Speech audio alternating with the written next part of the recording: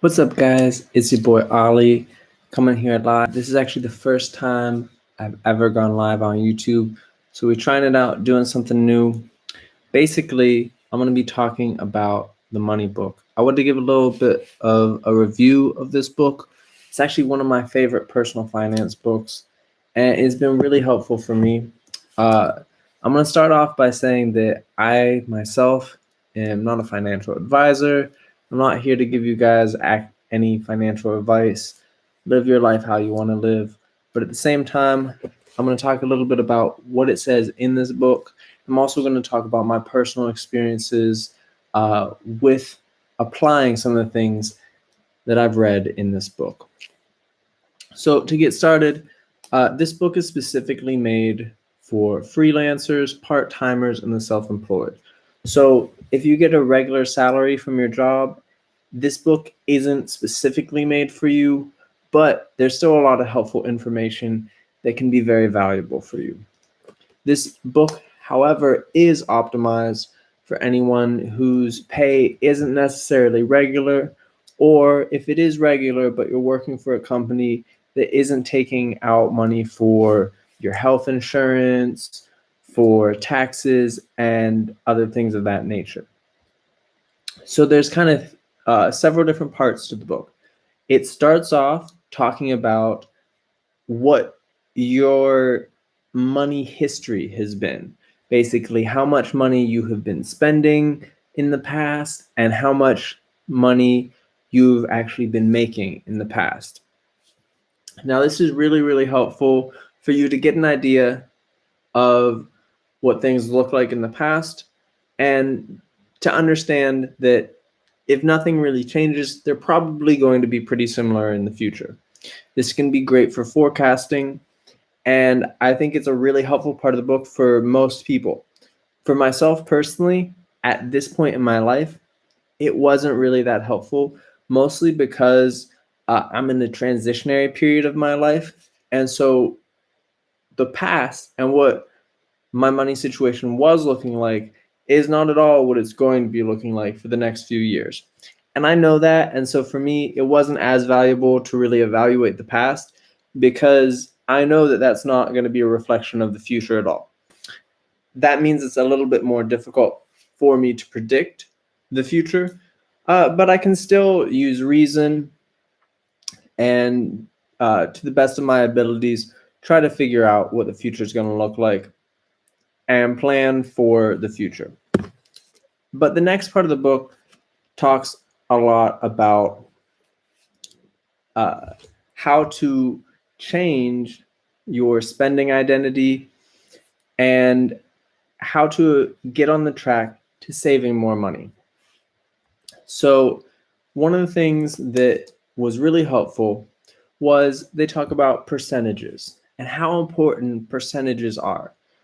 Now, this is something I was already somewhat familiar with because I had listened to some different talks that Jim Rohn gave.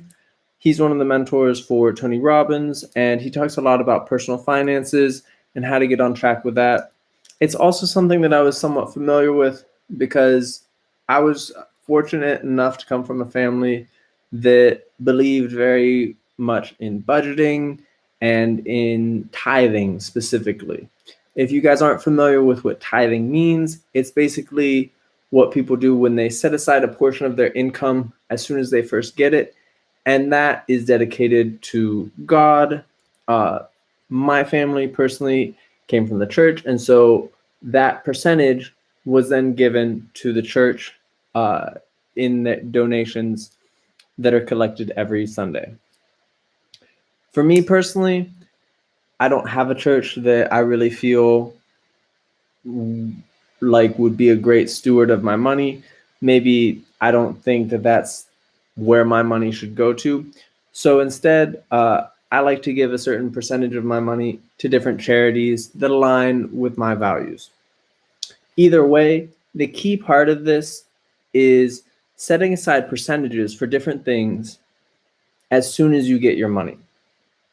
Now, one of the reasons why this is specifically for the self-employed, freelancers, and part-timers is because unless you're working a salaried job, unless you're working for an employer full-time who is actually setting aside money for your health care, for your taxes, and for retirement. Those are things that you personally have to take charge of and have to make sure that you're setting aside money for. And it's a lot easier and you can be a lot more consistent if you build the discipline up to set that money aside when you first get it. Because if you wait until after you've paid all of your other bills, after you've eaten that whole month, or whenever you get your paycheck, after you've paid all your expenses, you're going to find that you have a lot less money left over. And this is partially just due to the psychological fact that we tend to spend as much as we make, if not more. And the more that we make, the more that we spend. So a way to kind of trick your brain and to get around that is to have the discipline to set aside percentages for different things like taxes, retirement, health insurance, emergencies, or any other projects that you're saving up for. Maybe a trip, maybe you're looking for a new toy, for a car, anything of that nature. Take those things and set them aside as percentages. And so when you first get your money in, you divide it up before you spend any of it. That's basically what they're suggesting in this book. If you want to get a little bit more into it, you can also get different bank accounts. And it's most helpful if you can find one bank that you can open multiple accounts for free that will also allow you to nickname those accounts and to rename them. I personally was able to open up some USAA accounts. I think they have a limit of about 4 or 5 accounts, but they're really great in letting you rename them. You have to put in an initial $25 to open the account, but there's no fees after that. And that $25 is actually then put in your account. I was able to do this and I opened up the maximum number of accounts and was able to rename them. So I have accounts now like an emergency fund, one for retirement. Eventually I will have one for taxes.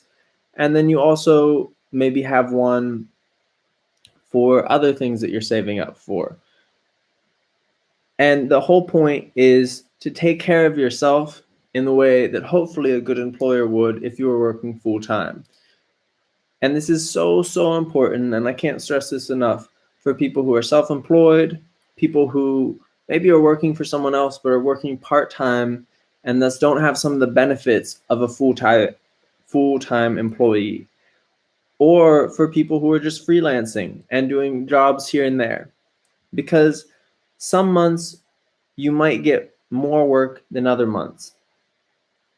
And if you try to set aside a specific dollar amount each month and you do really, really well one month, you might not be setting aside enough money that month. But if the next month you set aside the same dollar amount, but you don't really do well that month, that might be making it really hard to get by because it's cutting in too deeply to other categories. And in the long run, you'll end up saving less money. So this is something that's really helpful. Figure out which categories are important to you. If you're someone who is a freelancer or self-employed, if you own your own business, you really should look into your locality and your industry and figure out what an average tax rate is, and maybe overestimate a little bit, and then set that aside as soon as you get any money from anything, especially anything taxable. And at the end of the year, when you've paid your taxes, if there's anything left over, you can basically do the same thing that the government does and pay that back to yourself as a sort of tax return. But you want to make sure that you're setting aside this money for taxes, because you're going to be in big trouble if you're just setting aside any extra at the end of covering all your basic necessities and expenses, and then you find out that you don't have enough and Uncle Sam comes for you. basically, it's really important to make sure that you're setting aside money for taxes. Health insurance is another one, especially in the United States. Even the smallest emergency can really set you back hundreds and thousands of dollars. So it's really important to have consistent health care. And unfortunately, even though I don't agree with everything about the healthcare system in the United States, even if it doesn't align with your ideology, you want to make sure that you and your family are protected and safe. And then retirement. And this is actually one of the ones that before reading this book, I had it wasn't on my radar at all. But it's really great to read this book and kind of hear their perspective on it, because it doesn't matter what age you are. If you're 25, 26 like I am, or if you're 50, it should be just as important to you. Maybe not just as important, but it's definitely a big factor. And part of the reason for that is because if you're young like I am, and you start putting aside just a small percentage, even if it's 1% of your income, into a retirement fund, because of the different things that you can do with that money, whether investing into bonds or stocks, or there's other things that they talk about in the book, like that kind of replicate 401k type deals that they have for people who have their own businesses and are freelancers, stuff like that. Because of those options that you have to grow your money and how it can grow exponentially, if you start saving for retirement at a young age, you'll be much, much more comfortable and in a much better position when it actually comes around. Instead of waiting until you're starting to actually think of retirement when you're older, maybe like 30 or 40, you're still going to be able to save up, and it's never too late to start saving. But your dollar is really going to go a lot further if you start right now. And like I said, this book is really great because it talks about some different options of taking that money that you put aside for retirement and making it go further. And in addition, you can play around with these different categories and you can add your own. So like I said, if you're trying to save up for a car, if you need a new laptop, if you want to go on a trip, make a bank account which you can rename for whatever you're currently saving up for, like that. And also, there's a big portion of this book that is dedicated to debt and kind of talks about what order they suggest paying your debt off in, which debt is good debt, what debt is not so good debt, and how they would prioritize paying off your debts while still making sure you are saving some. So obviously, if you have a lot of debt with high interest rate or a lot of credit card debt, you want to make sure that that's one of your top priorities. But at the same time, just because you have debt doesn't mean that you shouldn't be saving at all. Instead, you should be trying to pay off as much of the debt as possible, but still make sure you are saving just a small percentage for each of those categories that you decide is important for you. Now, if you're a part-timer, maybe your job is already taking out a percentage for taxes. And if that's the only income you have coming in, then you don't have to worry about making a category for taxes because that's already taken care of. But you still need to make sure you maybe have an emergency fund, that you have money for health insurance, that you're saving money for retirement, and then maybe you have another project. So it's important for you to find out what things you need to save money for and then prioritize those in a way that makes sense. And that's basically the gist of the book. There's some other amazing tips and tricks that they have in there about ways to save, the importance of saving, and basically it all boils down to no matter how much money you're making, there's things that you can do to make it work. And one of the other things that they talk about briefly in the book that I've actually expanded upon for myself is the idea of an envelope system. This is especially helpful for people who have a hard time staying within a budget or spending wisely in their everyday choices. Because this was something that I struggled with, I decided to implement an envelope system with hard cash. And I'm going to make another video about that where I kind of explain my envelope system, how it works, what I've learned to do. But basically, you make a budget, and whether it's monthly, weekly, you go ahead and you fill those different envelopes with physical cash that you get from your checks after you've went ahead and taken those percentages out as soon as you get the money.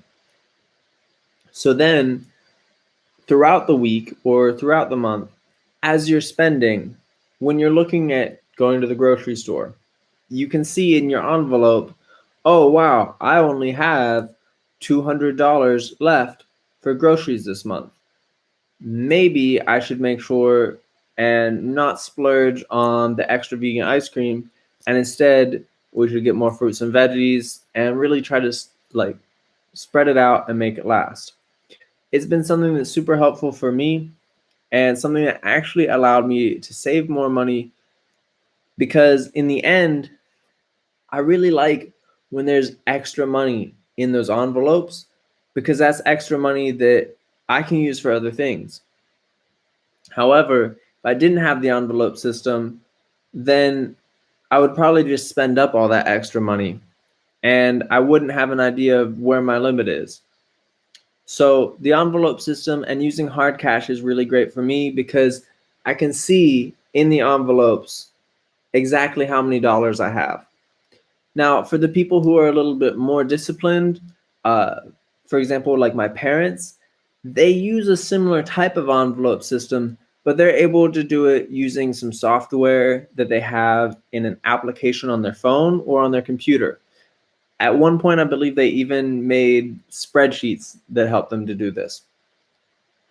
For me, that's a little bit difficult. I need to see something physically in front of me, and it just really helps me to do my best to budget properly, and to make sure that I'm within the bounds of my budget so that I'm able to save as much as possible so that I can continue to be as successful as possible and I can continue to achieve my dreams and goals. So that's basically my take on the money book. Like I said, I loved it. It was one of my favorite personal finance books. I highly suggest that you guys give it a read. There's a lot more information in here that I didn't talk about, and they do a better job of explaining some of the things that I did talk about. So do yourself a favor, and if you're a freelancer, if you're a part-timer, or if you're self-employed, go ahead and pick yourself up a copy of this. And like I said too, even if you have a salary job, there's still a lot of tips in this book that are going to be valuable for you. So don't sleep. Go and get you one. You're definitely going to be glad you did. And part of the reason why I wanted to share this book with you on personal finances is because taking care of your finances is part of living a sustainable lifestyle. Sustainability has it there they talk about like the triple bottom line, or the 3 P's, which is profits, people, and planet. And if you're living sustainably, you need to make sure that you're making enough money to keep yourself and your family alive and healthy and happy. That's part of it. You also need to make sure that you're really treating people properly and kindly and doing things that help others. And most definitely, the planet is just as big a part as those other two.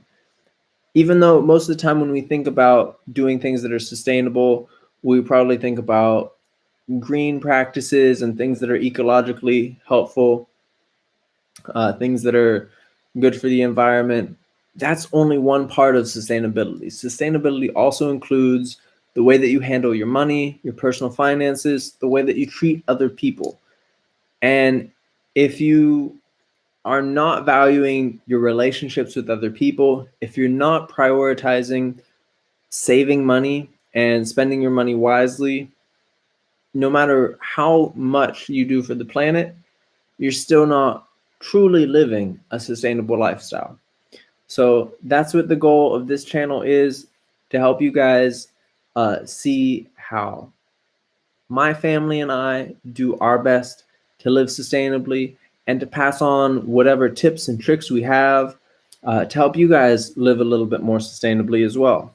Because ultimately, we're all in this together, and everything that we do to live more sustainably is going to help our future generations, our children, our grandchildren, to have a better planet to live on. And that's really our goal here. So if you found this at all helpful, if you've read this book and you have other things that you thought were interesting that you'd like to let me know, please leave them in the comments below. If you have other questions about how I run my finances, leave those in the comments.